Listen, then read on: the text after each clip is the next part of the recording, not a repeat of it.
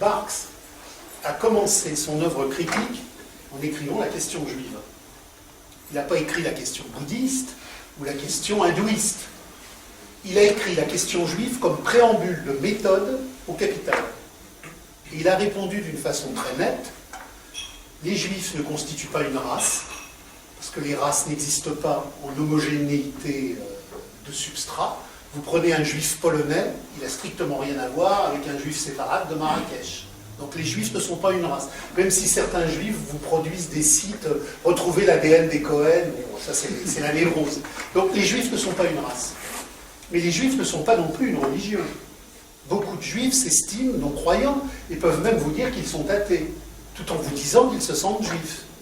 Donc Marx a répondu très nettement, dans la question juive, les juifs sont une nationalité chimérique. C'est-à-dire que c'est une illusion endémique, ce sont des gens qui croient exister, mais ils n'existent pas. Par contre, ils existent dans le développement du capital, parce que au carrefour des premiers empires où les calculis ont mis en marche la valeur d'échange, se sont créés des comptoirs multi-ethniques. Vous aviez des types qui venaient d'Assyrie, des types qui venaient d'Égypte. C'est la fonction sociale qui crée le juif. Et d'ailleurs, ce qui est très intéressant, c'est que si vous lisez le livre d'Attali, Les Juifs et l'argent, il dit exactement la même chose que Marx dans la question juive. Sauf que Marx dit à la fin, il faut abolir l'argent, il faut abolir le judaïsme, il faut abolir toutes les aliénations, alors que Attali explique que les juifs, étant détenteurs de l'argent, sont en quelque sorte détenteurs du progrès humain universel. Mais la question juive, Marx l'explique très bien, il y a un autre auteur qui l'explique très bien aussi, c'est Abraham Léon, qui a écrit la conception matérialiste de la question juive. C'est une question historique aliénatoire de la valeur d'échange. À un moment donné, dans l'histoire du mouvement de toutes les structurations agraires, s'est créé un peuple dont la spécificité était la valeur d'échange circulatoire. Et d'ailleurs, lorsque des populations non juives passaient à la valeur d'échange circulatoire, souvent ils se convertissaient au judaïsme, ce qu'on a vu avec des tribus berbères qui passaient au commerce. Et dans le même temps, vous aviez des juifs qui décidaient de ne plus être dans la valeur d'échange circulatoire et qui devenaient paysans, ils se convertissaient au christianisme. Donc le fait juif est un fait social et historique qui entre de plein pied dans la lutte des classes, et Marx explique que le retour de la question juive en période de domination réelle du capital, c'est le retour du capital financier au moment ultime de la crise de tous les capitaux industriels de la domination réelle. Donc la question juive a disparu relativement de l'histoire dans les phases archaïques du capitalisme de la domination formelle, mais elle redevient une question centrale dans la domination réelle. C'est pour ça que dans les luttes de classe en France, Marx a cette formule, mais il était normal que la réforme postale n'ait pas lieu, puisque Rothschild s'y opposait. Donc la question juive posée dans sa radicalité de lutte de classe pour le développement d'une humanité émancipée de toute aliénation, Marx y a répondu dans la question juive. Lisez la question juive, tout y est. Indépendamment de Karl Marx, la question juive, lisez Abraham Léon, la conception matérialiste de la question juive. Abraham Léon est mort en camp de concentration pendant la Seconde Guerre mondiale.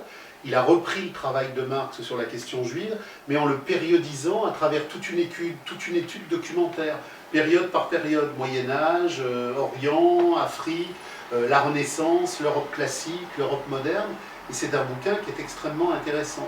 Et ce qu'il faut bien comprendre, c'est que l'émancipation de l'humanité se fait contre tous les États, contre toutes les religions, contre toute paranoïa territoriale. L'homme de l'être est un homme de l'infini. C'est l'homme qui est dans la communion universelle. C'est l'homme qui ne se rétracte pas sur une entité aliénatoire. L'homme de l'être aime tous les humains de la Terre, non pas dans une conception armée du salut, dans une conception souffle cosmique radical et insurrectionnel. Grâce à Marx, on peut dire aujourd'hui, dans le mouvement qui me fait briser les enclosures matérielles, je brise les enclosures mentales. Je n'ai pas d'ennemi. Tout être humain en face de moi est un homme avec qui je veux dialoguer pour avancer contre toutes les pensées étatiques et contre toutes les pensées économiques. C'est ça qui est décisif. Et c'est là où Marx retrouve, à travers le naturalisme achevé, la position du Christ.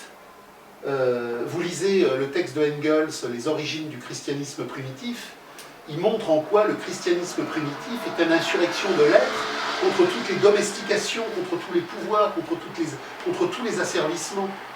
Donc il y a un lien entre les présocratiques, Hegel, le Christ, Marx, le mouvement générique de retour à la communauté humaine pour expliquer à tout le monde qu'il y a un acte d'émancipation nécessaire. Et votre ami juif dont vous parlez, qui a du mal à la question juive, il faut lui montrer que nous sommes tous encasernés, que nous sommes tous emprisonnés et que Marx lui donne en quelque sorte un manuel de désincarcération.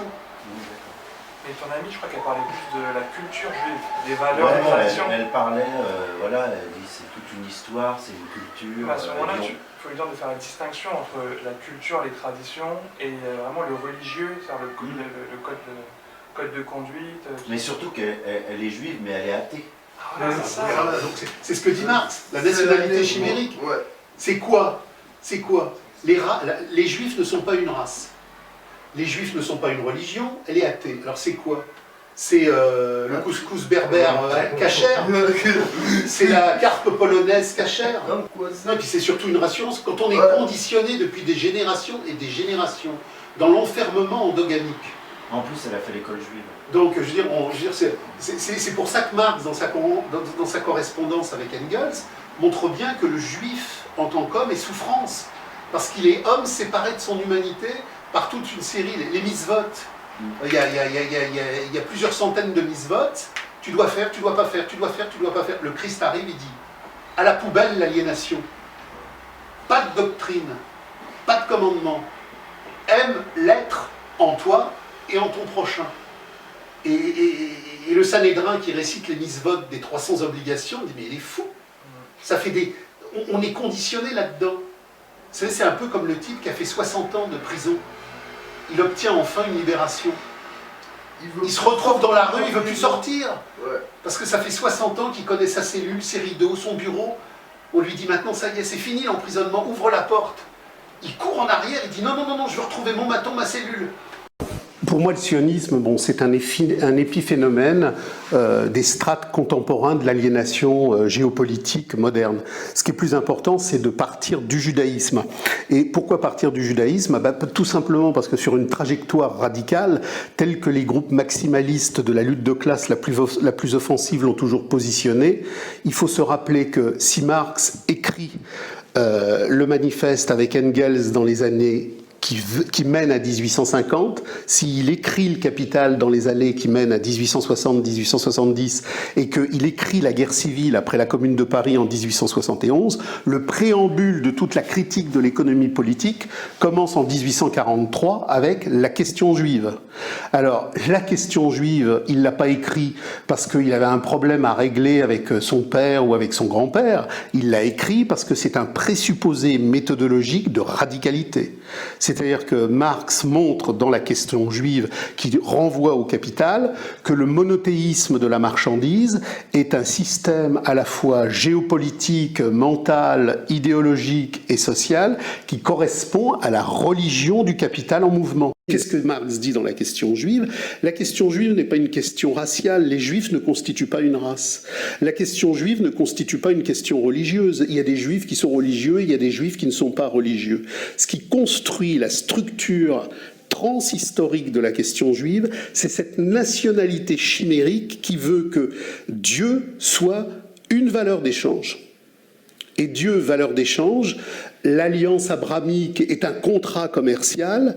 Marx fait une critique radicale, objective, antiraciste, profondément sociale et révolutionnaire, en montrant que toute l'histoire du judaïsme est un appendice du Capital.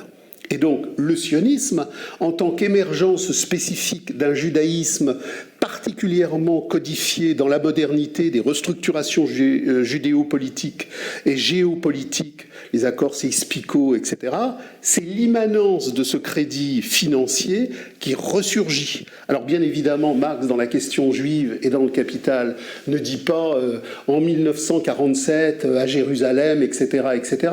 Sauf que d'un point de vue méthodologique, du point de vue de l'essence critique de la compréhension révolutionnaire, il fait bien, il pointe que la question juive est le cœur central du développement du Capital.